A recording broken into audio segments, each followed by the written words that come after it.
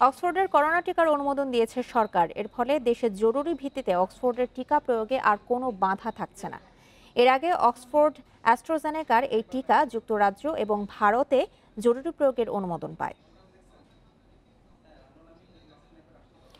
দর্শক, এই বিষয়ে আরো জানাতে আমাদের সহকর্মী হাসান মিসবা যোগ দিচ্ছেন তেজগাঁও থেকে। মিসবা, টিকা অনুমোদনের বিষয়ে বিস্তারিত কি তথ্য আছে আপনার কাছে, আমাদেরকে একটু জানাবেন।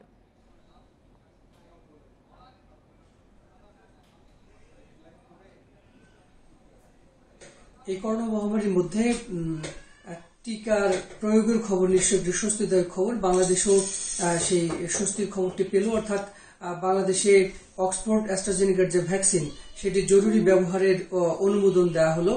ওষুধ প্রশাসন অধিদপ্তর এই অনুমোদনটি দিয়েছে। আজকে এই বিষয়ে বিশেষজ্ঞদের একটি মিটিংও ছিল, সেখানে মূলত সিদ্ধান্ত হয়, পরে এটি চূড়ান্ত অনুমোদন দেওয়া হলো। অর্থাৎ এই অনুমোদনের ফলে বাংলাদেশে অক্সফোর্ড অ্যাস্ট্রাজেনেকার যে করোনা ভ্যাকসিন সেটি প্রয়োগে আর কোনো বাধা থাকলো না, অর্থাৎ এটি প্রয়োগ করা যাবে। এর আগে ভারত এবং যুক্তরাজ্যেও এই জরুরি অনুমোদন দেওয়া হয়েছে।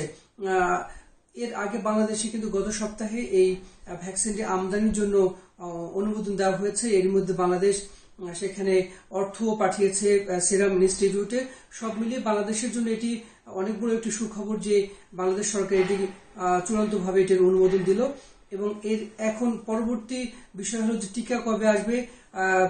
যারা আমদানিকারক বেক্সিমকো ফার্মাসিউটিক্যালের পক্ষ থেকে কিন্তু স্পষ্ট করে জানিয়ে দেওয়া হয়েছে যে অনুমোদনের 1 মাসের মধ্যে তারা এখানে ভ্যাকসিন আনবেন এবং পুরো প্রক্রিয়াটি খুবই স্মুথলি সামনে এগুচ্ছে এবং আশা করা যাচ্ছে যে 1 মাসের মধ্যেই এই করোনা টিকা বাংলাদেশে আসবে।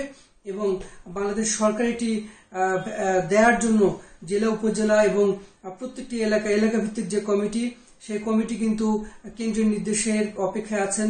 তারপরে তারা নাম চূড়ান্ত করবার জন্য যত ধরনের প্রস্তুতি নেওয়া দরকার সেটি নিচ্ছেন।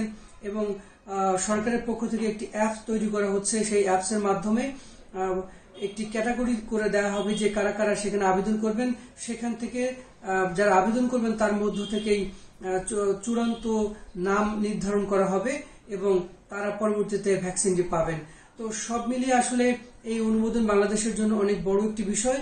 এবং এর ফলে যে একটি সংশয় ছিল, অনেকের মনে দ্বিধা ছিল যে বাংলাদেশে ভ্যাকসিন নিয়ে কি হবে বা অগ্রগতি কত দূর, সেটি আসলে অনেকটা সুখবর বলা চলে যে এই টিকাটি বাংলাদেশে অনুমোদন পেল।